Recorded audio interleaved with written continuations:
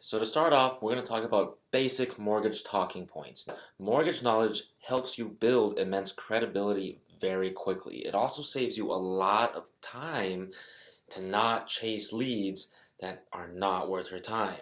This is what's going to help you look very credible very quickly. Just remember how to conduct yourself. Just be careful. This is private information.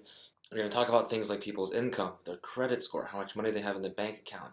And you always want to say, hey, after the market crashed, the banks are very careful now, which is very true. That's why we have to jump through all these hurdles to get you guys approved. How to sell a mortgage versus renting. Hey, a mortgage is a good thing. First of all, the mortgage interest is a tax deduction. This will probably save you around $150 to $200 a month on your income taxes. $150 to $200 a month is a lot of money. Closing costs are also a tax deduction. Closing costs occur when you buy the house. When you own your home, you can alter it any way you want. Hey, your kids can draw on the wall all you want. At least it's going to be your wall, which is true. On top of that, when you rent, you are paying off somebody's house. Wouldn't you rather pay off your house? Studies show kids that grow up in owned households tend to have better rates of success, better temperaments, and most importantly, tend to grow up happier. First, you want to download the Zillow Mortgage app. You want to go to the Affordability Calculator. This is actually pretty much all you need if you know what you're talking about. So let's kind of go through each one a little bit. But if you look, you can set your income, down payment, and it'll just kind of really tell you how much they're qualified for. The thing is that the only thing you need to know is what their monthly debt. Monthly debt is usually just through car payment. So if your car payment is $500, well, that affects it. Okay? So the most important thing to know how much somebody qualifies for is it's this. And your mortgage payment can be at most half of what you make every month. So if you make $5,000 a month, your mortgage can be $2,500 a month. That is basically how you qualify somebody to see how much they can afford.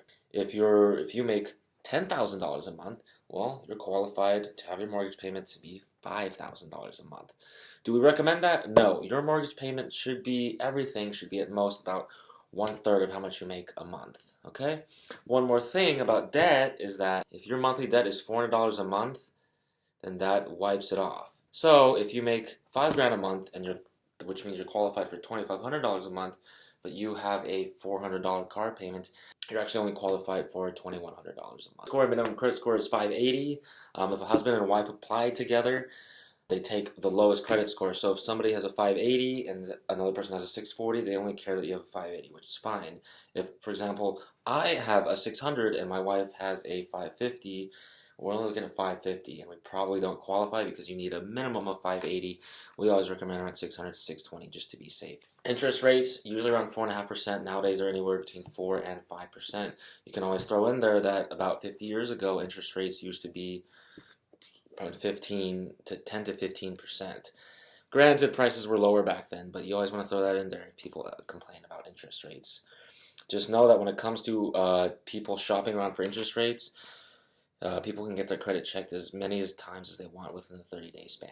Just remember that. So sometimes people are afraid of getting their credit checked multiple times because it does lower your credit score. You can get it checked as many times as you want from the first one to the last one. Documents necessary to officially pre-approve somebody. So how to ask somebody for their personal documents. You're asking for the tax returns, their bank statements, their social security, their driver's license, and 2 recent pay stubs. That's a lot of personal information, which is why I said in the beginning, you have to make sure that you're respectful of people's privacy. You have to make sure you earn their trust.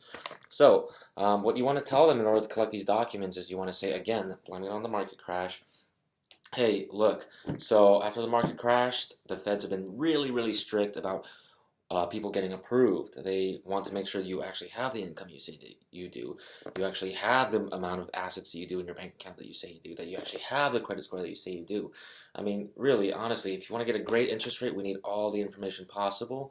And at the end of the day, these banks are going to lend you anywhere from, $500,000. It's a lot of money. You want to tell them, hey, I'm going to scan everything, I'm going to get it encrypted, and I will give you back your documents within 24 hours just to make them feel comfortable. If you want to see more, check out our link with the page with all the details, but that pretty much covers it. That's how you talk about the mortgages. Just as a summary, be respectful of people's privacy. Half of your monthly income is how much your mortgage payment can be. or basically your entire payment can be. You need at least a 580 FICO score, and that 580 has to be the lowest of everybody that's qualifying for the loan. Standard interest rate is around 4.5%.